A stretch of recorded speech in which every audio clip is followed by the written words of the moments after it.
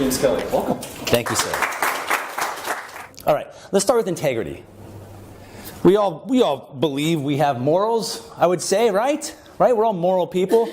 There are two types of integrity. There's the moral and there's the behavioral. I'm going to talk about a little bit of both. The first one I'm going to talk about is going to be the behavior. Because we live in a culture where yes is our first response. Yes, I'll be on that committee. Yes, I'll meet you out to drink. Yes, I'll meet you to go here. Yes, yes, yes, yes. And what happens with too many yeses? What do you think? Well, overwhelmed. And what type of quality of work that you end up doing? Starts to go less. That's the other way you could phrase it as well, okay? But here's what someone's going to say. You don't understand, Dr. Jim, Dr. James. I can't say no to my boss. Because saying no means I can't take the work.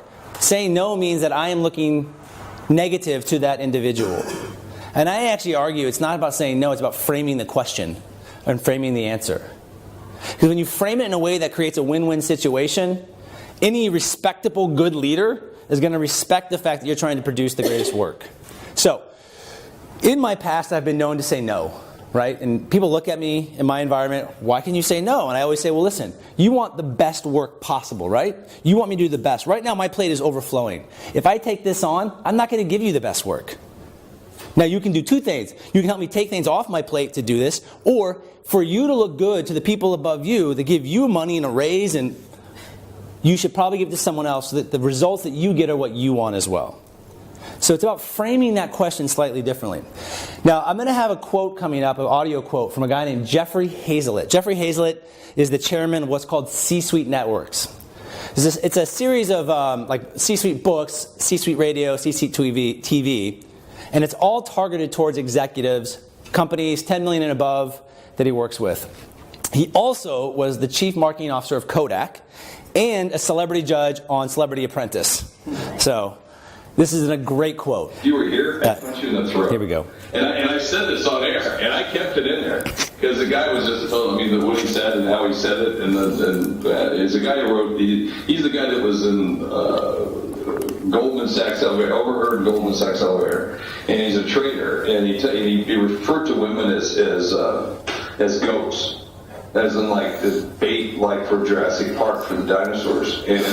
And I said, dude, you have a daughter, right? He goes, yeah. I go, don't you have any remorse in saying that? Well, you don't understand. It's the industry. No. You're the industry is the people that make up the freaking industry, and you're saying that you're okay with your daughter being bait. They'll tell you he's hard charging, he has high expectations, but he leads with ethics. He leads with morals. And that was just a great example of something that he has done out there to the wide open.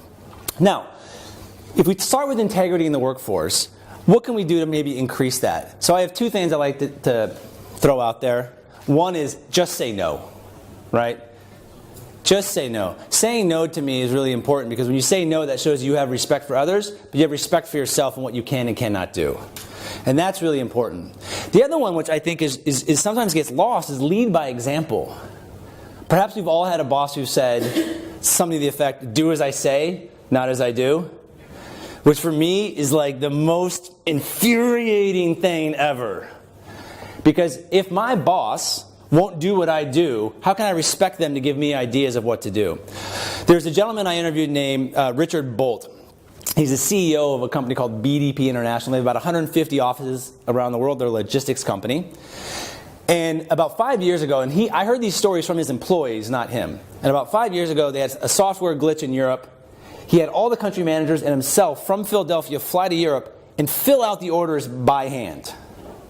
The impact that they had on the larger organization as that word started to spread was so impactful that the loyalty and the trust was raised in the organization.